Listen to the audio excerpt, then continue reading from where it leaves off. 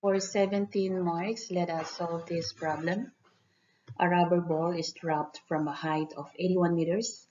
Each time it strikes the ground, it rebounds two-thirds of the distance through which it has fallen.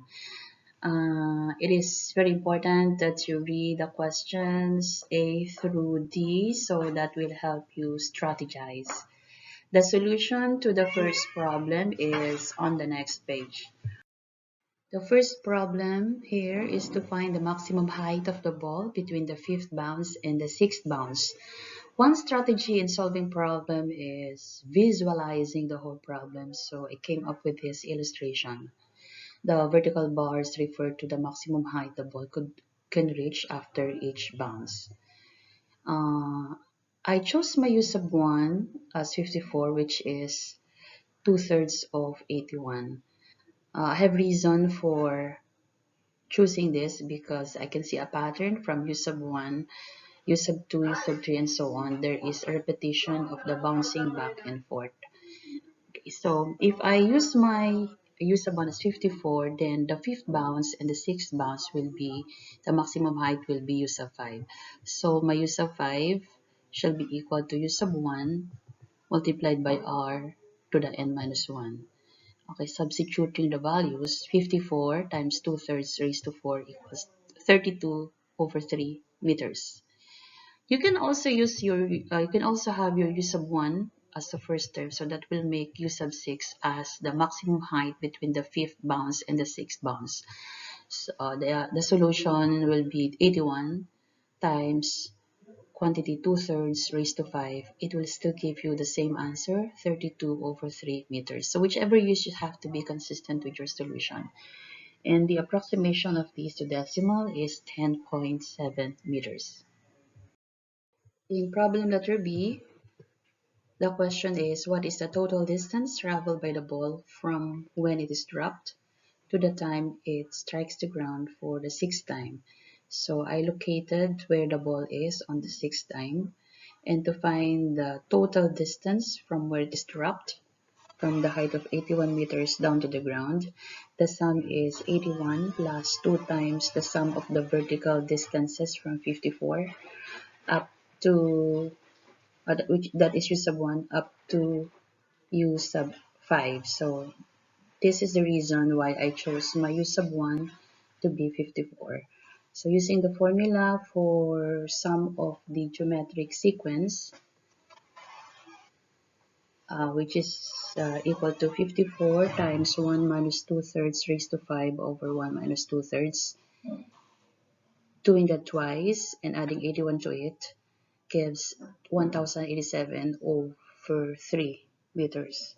This is around 362.33. So it approximates to 362 meters in 3 significant digits. Problem letter C. Assume that the ball continues to bounce indefinitely. Find the total distance traveled by the ball. So the illustration will help you visualize that the ball goes on and on bouncing until it stops. So the total distance will be twice the sum of infinity plus the starting point, 81. So the solution is equal to 81 plus 2 times the sum of infinity, which is 54 over 1 minus 2/3. And that gives the final answer, 405 meters. This problem, although it appeared in problem number 6, is not really connected to the bouncing ball problem. However, this is in the same topic of sequence and series. So let me read the question or the problem. The sum of the first three numbers in an arithmetic sequence is 24. If the first number is decreased by 1 and the second number is decreased by 2, then the third number and the two numbers are in geometric sequence. Find all the possible set of three numbers which are in the arithmetic sequence. So if it's arithmetic sequence, we have a difference of D or common difference D. Let us assume that our first or our second number is A.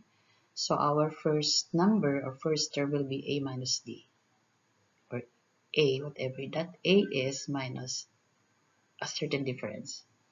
Then our third number will be A plus that difference, so A plus D. So adding all these terms, quantity A minus D plus A plus quantity A plus D gives you a sum of 24. And doing your algebra, that gives you the value of A equals 8. So 8 being in the middle of the three terms, we can guess that the first and the second terms are 7 and 9. 7, 8, 9 has the sum of 24. That is when your D is equal to negative 1. Now, for the other combination or other set of sequence having a sum of 24, we shall find other values of D, or the common difference. So knowing that our A, the middle number, is 8, we can substitute the values for A minus D. So that shall be 8 minus D. Second term, A is 8. And the third term is 8 plus D. Then we take the second sentence in the problem. If the first number is decreased by 1, so 8 minus D minus 1 gives you 7 minus D. And the second number is decreased by 2, 8 minus 2 equals 6. And the third number, there is no change in the third number, we copy is as is, 8 plus D. Then this number, 7 minus D, 6, 8 plus D, are in geometric sequence. And we know that if the numbers are in geometric sequence, we have a common ratio. So we can get the ratio of 6 to 7 minus D, and the ratio of 8 plus D to 6.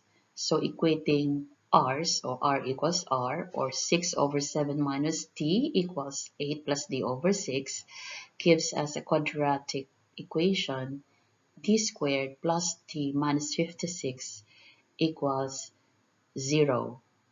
And then using your graphic display calculator, you can find the roots under polynomial tools.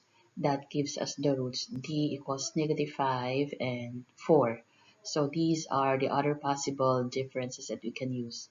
So if our difference is negative 5, we will be having the sequence 13, 8, and 3. You can check that the sum is also 24. If D equals 4, then we will have terms such as 4, 8, and 12, and that the sum of the sequence is also 24. We are not asked to find the numbers which are in geometric sequence. We are only asked to find the possible three numbers which are in the arithmetic sequence. This problem is worth 20 marks. The solutions are on the following slides. Stella is planning to start a small business selling cosmetics gift boxes. She plans to start by selling 30 boxes in the first month.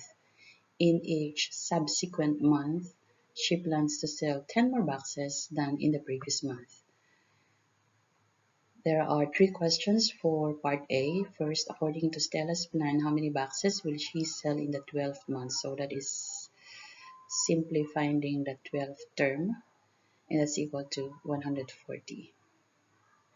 And then how many boxes will she sell in the first year? So that will be the sum of all the monthly sales, or number of boxes she sells every month. So the sum of all those 12, the sum of the boxes in 12 months is equal to 1020. And question number 3, in which month will she sell her 2000 box? So the sum of all the boxes is 2000. Then we use the formula, and then our graphic display calculator will help us find this answer for n. So it's 17.7 to 3 significant digits, and then we're asking in what month will that happen. That will be on the 18th month. Julio also sells cosmetics gift boxes. He also sells 30 boxes in the first month, but expects to increase his sales by 10% each month. So a rate of 10% would mean that the sequence is geometric with a ratio of 1.1, or 100% times 10% more. Letter B, number 1, how many boxes will Julius sell in the first year? So that will be the total of the sales for the 12 months. So substitute all the values in the formula. The answer is 642. That's a total number of boxes sold for 1 year. Problem number 2, in which month will Julio first sell more than 1,000 boxes per month? So what term is that? That is greater than 1,000. So substituting the term for u sub n and making it greater than 1,000. So for n, using your GDC, the n is 37.8. So this n is equal to the 38th month.